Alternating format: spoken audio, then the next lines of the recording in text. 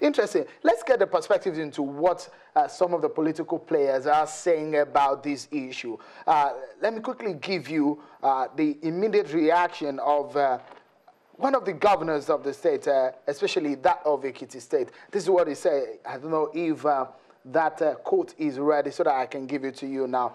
Governor Ayodele Fayose of Ekiti, this is what he said. He said, for the 2.1 billion naira that is to be given to Ekiti, I want to make sure that I do not leave any gap.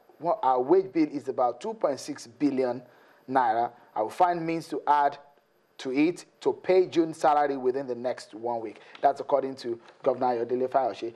The PDP actually said this, okay, after the monies were released, and it's quite interesting, their perspective, because someone like Governor Ayodele Fayose also have of the opinion that that was actually not a bailout. I had the opportunity of speaking with some of the governors who do not believe that it's actually a bailout. Whether it's a bailout or not, the situation is that the PDP is saying something, and this is what the National Publicity Secretary of the party says. He said, we want to believe that given the president's release of such huge amount, he may have realized that it was earlier misdirected on the actual financial state of the nation at the time he took over. In this regard, we expect the president as a respected statesman to do the needful to correct that erroneous impression. But let's take a look at what the president himself said. You know, President Muhammadu Buhari, this is what he said on the state of the Nigerian economy. He said, this culture of 100 days is bringing so much pressure with treasury virtually empty, with debts in millions of dollars, with state workers and even federal workers not paid their salaries. Is such a disgrace for Nigeria. I think Nigeria should be in a position to even pay its workers.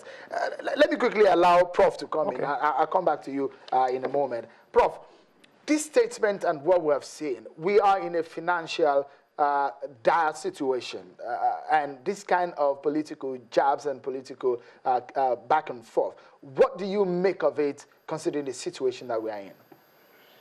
Frank, I want to be quite clear about this. The two leading parties, at the moment, are beneath infantile.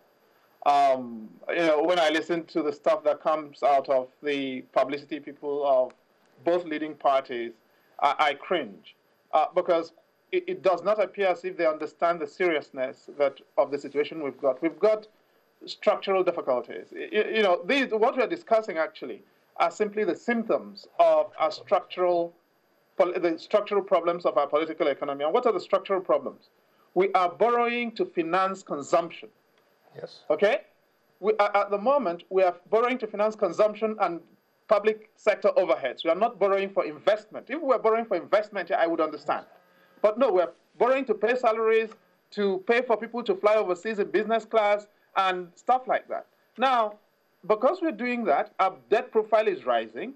The structure, the gearing of the revenue streams in the public sector is out of sync, and we think that is normal. And so we need to fundamentally restructure the way we run the public sector.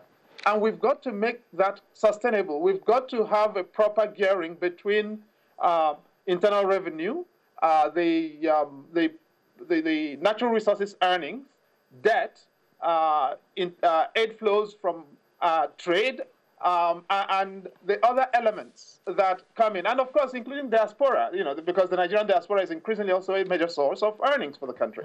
But we cannot continue to borrow to finance consumption and government overheads. That is sick.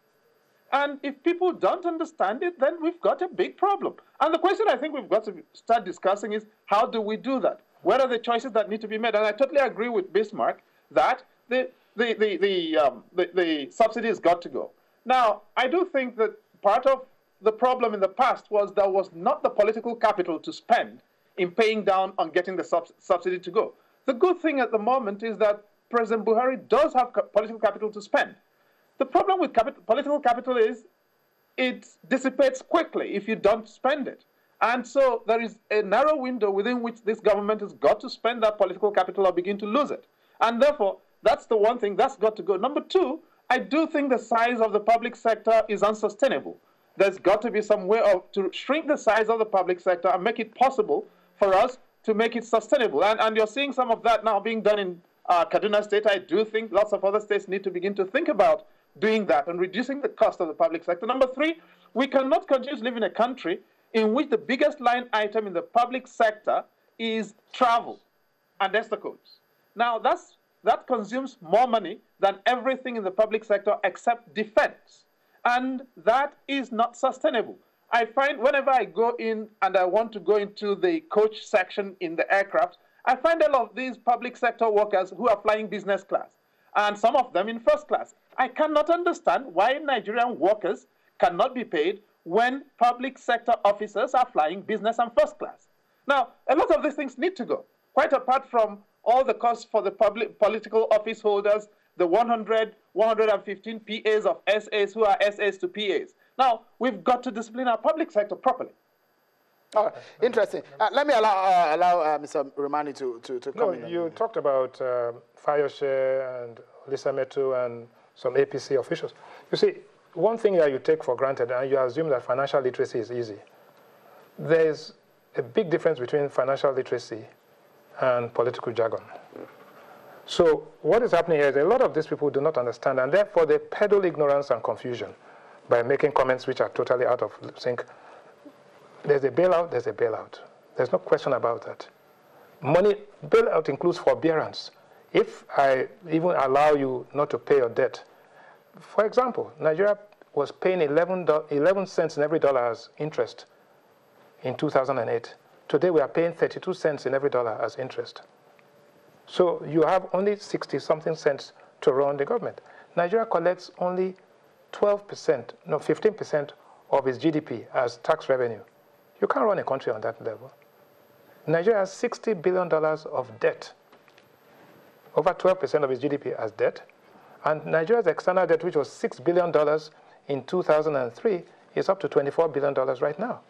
So you have, what you've done is, first of all, consumer savings, borrowed, and now you're already gasping for help.